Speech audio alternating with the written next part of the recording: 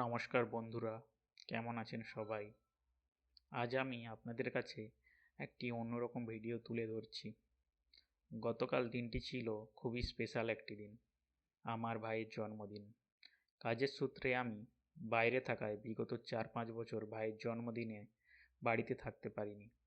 এবছর বাড়িতে থাকায় ভাইয়ের জন্মদিনটি আরও স্পেশালভাবে বানানোর জন্য নিজে হাতে ভাইয়ের পছন্দ মতো খাবারগুলি বানিয়ে ফেললাম।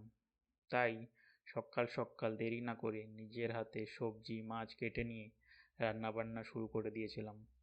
ভাই যখন বাড়ি ফিরে দেখে ওর জন্য এত কিছু রান্না করা হয়েছে, ভাই তো খুবই খুশি হয়েছিল।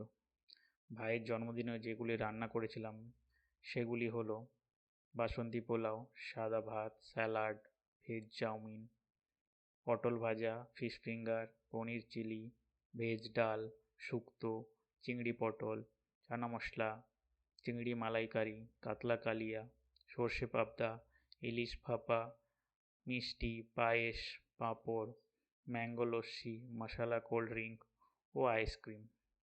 ভিডিওটি কেমন হয়েছে সবাই জানাবেন, আর আমার ভাইকে সবাই আশীর্বাদ করবেন যেন ও আরও জীবনে এগিয়ে যেতে পারে।